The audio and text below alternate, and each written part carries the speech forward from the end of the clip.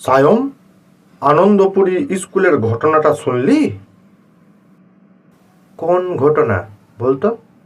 ওই স্নেহাশিস স্যারের ঘটনা? হ্যাঁ, সত্যি রে, ছাত্র হিসেবে মুখ কালো হয়ে গেল আমাদের। পরীক্ষায় নকল করতে বাধা দিয়েছেন বলে ছাত্রদের হাতে এই অপমান। দেখ, এটা কোনো বিচ্ছিন্ন ঘটনা নয়, কাগজ খুললেই দেখবি। শিক্ষকদের সাথে ছাত্রদের সম্পর্কটা যেন কিরকম হয়ে গিয়েছে। শ্রদ্ধাবোধ, সম্মান দেখানো বিষয়গুলো ক্রমশ হারিয়ে যাচ্ছে।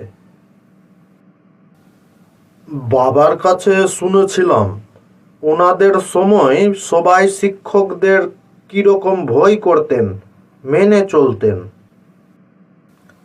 তবে আমার কি মনে হয় জানিস তো, গোটা সমাজেই কেমন একটা অসহিষ্ণুতা, বিশৃঙ্খলা এসে গিয়েছে। ছাত্র শিক্ষক সম্পর্কেও সেটাই প্রভাব ফেলছে হয়তো।